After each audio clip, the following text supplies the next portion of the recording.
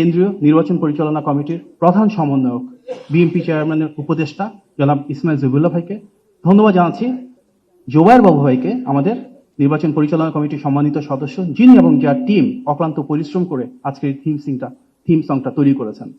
এই theme song এর উদ্দেশ্যটা কি? এই থিম সং করা হচ্ছে একটি নির্বাচনকে কেন্দ্র করে, যেই নির্বাচনের জন্যই, যে গণমানুষের অধিকার প্রতিষ্ঠার জন্যই 16 বছরের দীর্ঘ ফ্যাসিবাদ বিরোধী আন্দোলন হয়েছিল। এটি ছিল এমন একটি বাংলাদেশের জন্য যেখানে জনগণের ক্ষমতায়ন হবে, এবং গণতান্ত্রিক প্রক্রিয়ায় জনগণের ক্ষমতায়নের একমাত্র মাধ্যমে কিন্তু এটি অবাধ, সুষ্ঠু এবং গ্রহণযোগ্য নির্বাচনের মাধ্যমে জনগণের প্রতিনিধিত্বমূলক সরকার ব্যবস্থা প্রবর্তন করা। সেই লক্ষ্যে অত্যন্ত গুরুত্বপূর্ণ আসন্ন ত্রয়োদশ জাতীয় সংসদ নির্বাচন, যেটি ফেব্রুয়ারি 12 তারিখ অনুষ্ঠিত হতে যাচ্ছে। আমরা যে থিম সংটি আজকে উন্মোচন করতে যাচ্ছি, সেটি অবশ্যই সেই প্রতীকের জন্য যা ধানের শীষ। আর সেই ধানের শীষ যেখানে মিশে রয়েছে শহীদ প্রেসিডেন্ট জিয়াউর রহমানের বাংলাদেশি জাতীয়তাবাদ, রয়েছে স্বাধীনতা, রয়েছে সার্বভৌমত্ব, রয়েছে বহুদলীয় গণতন্ত্র। সেই ধানের শীষ যেখানে রয়েছে মিশে আমাদের দেশনেত্রী, আপসের নেত্রী, বাংলাদেশের 3 বারের নির্বাচিত প্রধানমন্ত্রী বেগম খালেদা জিয়া, যিনি বাংলাদেশে সংসদীয় গণতন্ত্র প্রতিষ্ঠা করেছেন, সারা বিশ্বে নারীর ক্ষমতায়নের রোল মডেল হয়েছিলেন। আমরা দেখেছি তার হাত ধরেই কিভাবে যুব সম্প্রদায়ের, তরুণদের, বিভিন্ন পর্যায়ের শিশু, কিশোর থেকে সমাজের প্রতিটি শ্রেণী এবং পেশার মানুষের সর্বোচ্চ ক্ষমতায়ন হয়েছিল।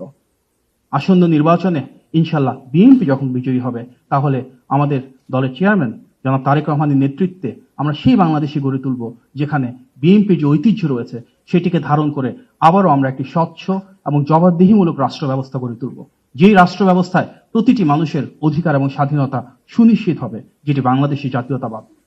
আজকে এখানে সংস্কৃতি অঙ্গনে অনেকেই রয়েছেন। আমরা জানি যে বাংলাদেশি জাতীয়তাবাদের যে আদর্শ, সেখানে কিন্তু আমাদের সাংস্কৃতিক যে বৈচিত্র্য রয়েছে, যে ঐতিহ্য রয়েছে, সেটাকে ধারণ করা হয়। জারি গান, সারি গান, লোকসঙ্গীত, পল্লীগীতি কিংবা বাউল সঙ্গীত, এই প্রত্যেকটাকে ধারণ করেই কিন্তু বিএনপি রাজনীতি। কিন্তু আমরা দেখেছি যে ফ্যাসিবাদের দীর্ঘ সময় বাংলাদেশের সে নিজের ঐতিহ্যই হারিয়ে গিয়েছিল। আমরা আমাদের সংস্কৃতি যে সার্বভৌমত্ব, সেটিকেও হারিয়ে ফেলেছিলাম।